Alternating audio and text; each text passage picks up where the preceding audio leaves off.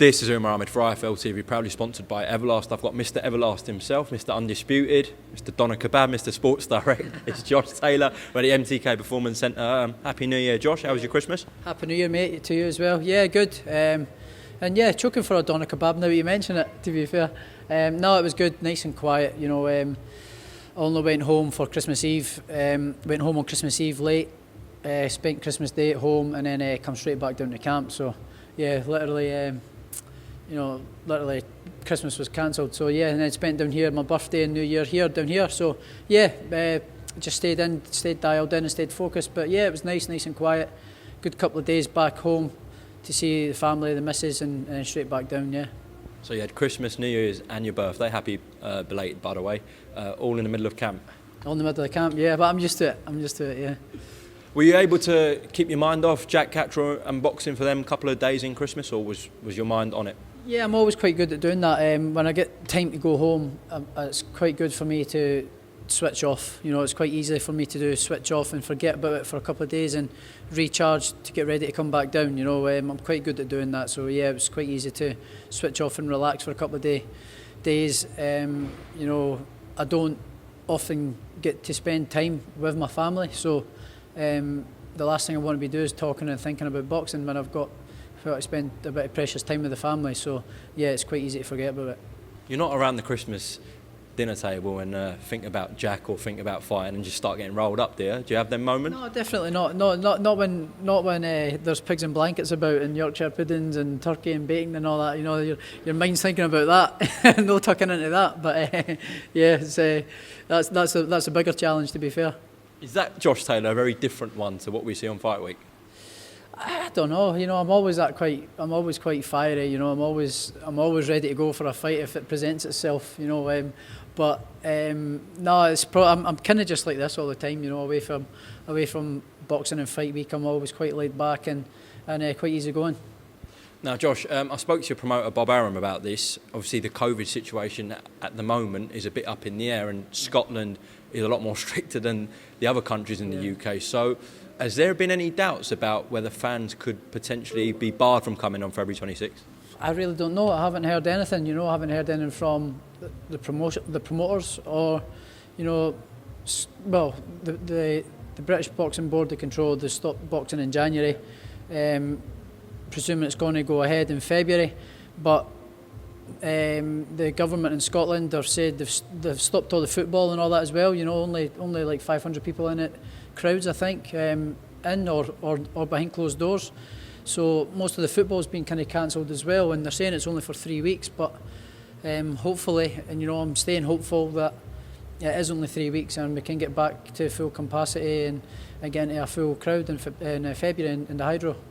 I suppose you can't think about that though, you just got to think about Camp and Jack. No, I'm not thinking about it, you know, but it is a little bit frustrating because this last year and a half, 2 years, I've had 3 fights and 3 of them have been, well, including this one, if it is behind closed doors, that will be my last 3 fights behind closed doors and with no fans, you know.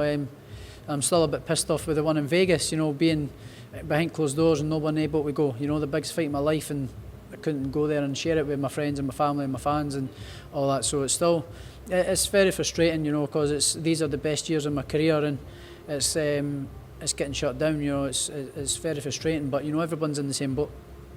Josh, when BBC were going through their Spotty Awards, obviously yourself and your team members had quite a lot to say about it. I don't think deep down you really cared too much, but you wanted to make the point. Now you've had a few weeks after, a lot of people are still talking about it, and the fact that you haven't been mentioned is a bit of a disgrace, and I completely agree with that. What are your feelings towards it now?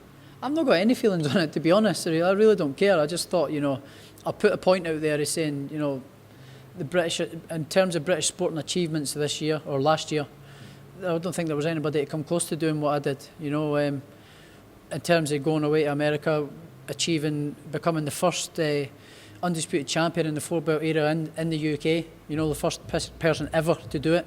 You know, you think that would have been some kind of recognition or some kind of acknowledgement to say well done, you know. But you know me, Umar. I'm no like that. I don't care for all the pats on the back and that. But to just get ignored was a little bit disrespectful. Well, someone who wasn't ignored in terms of boxing recognition was your trainer, Ben Davidson. He was up for a Ring Magazine Trainer of the Year. Eddie Reynoso did get it. We were just talking about it now. The British Board Awards are coming up, I think, in March. In terms of last year's achievements, there's only one winner for that, surely, for terms of Trainer of the Year. Yeah, it's got to be Ben. You know, I think he put up his record. The lads that have all the lads that have had fights this year and what they've achieved. You know, a couple of world title fights, a couple of defences, a couple of British and Europeans and that, and a couple of debuts and all that as well. You know, all wins, all stoppages and things like that. So he's had a great record this year. The gym this year has been flying with all the lads. You know, they've had a real successful year, pushing each other in the gym. You know, having a good laugh. There's a good camaraderie in the gym as well. We're all in at the same time, having a good laugh, and we're all pushing each other, and everybody's improving at the same time as well. So we've got a good stable going on. We've had a good couple of additions as well. We've had Pat and Luke McCormack recently join us as well, which 2 top amateurs as well, both former teammates of mine as well from the GB days. So yeah, but it's a great stable, and I think it's the best in Britain by far. Yeah. So you've got Lee McGregor here as well, someone you've known for a very long time. I'll ask you, as a Scotsman, some shocking news last night about Cash Farouk calling it a day in boxing due to what we believe is medical reasons. Just a comment on that, please, Josh. Yeah, well, obviously I hadn't really heard anything. It kind of, obviously, well, everybody came out the blue, you know. Heard of it yesterday, put all his statement up, and yeah, very, very surprised and very shocked. So, you're saying it's medical related, maybe, possibly. Do you know that for a fact? No, that's what rumours are circulating around. I mean, you'd think it is, because you wouldn't think he'd retire for any other reason. As I said, that's not a fact, but I think that's what people are suggesting. All right, okay, I see. So, well, if his boxing career's been halted short by something like that, then I can't imagine the pain and anguish he's going through at the minute. You know, such a bright young talent in Scottish and British boxing. You know, had great movement, great defensive skills, great punching repertoire. You know, he had it all. He was a very, very bright talent to British boxing, and I believe that he could have reached the heights of boxing. You know, and certainly him and Lee McGregor were right there in Scottish boxing as well in terms of keeping it going, and a big rivalry between the two. They were due to have a big fight again, the rematch again, I think in a couple of months' time, April, I think maybe.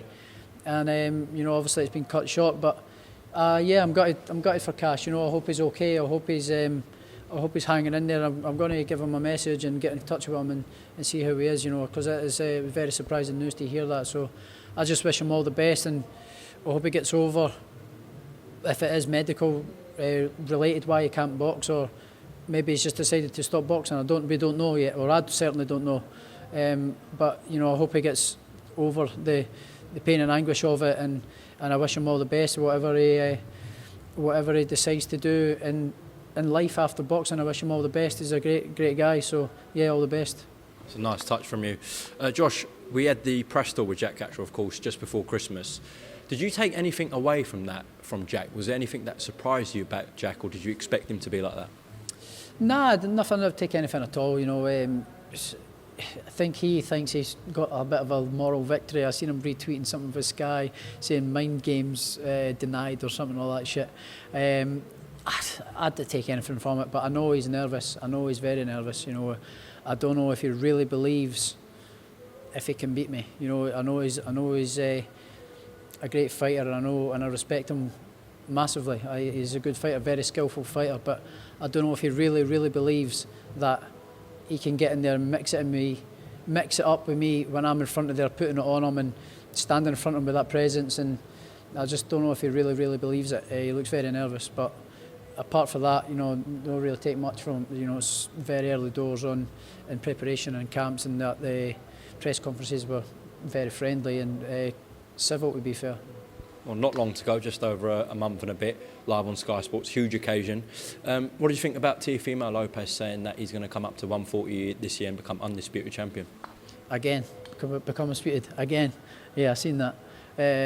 Well, the thing was, he wasn't undisputed in the first place, so he's going to have to try at some point, but he's got a long queue ahead of him and to get that fight, so he can wait about all he wants and bark all he wants. Just the last one to close off, away from yourself, not really much going on in boxing at the moment, but a bit of a talking point is this WBC split between Tyson Fury and Dillian Whyte. So it's been ruled 80% for Tyson, 20% for Dillian. What do you think about that, Josh, just from the outside looking in? Do you think that's fair? I've not really had any interest in it. I've not really had any, not really looked into it at all or been really interested in it, to be honest.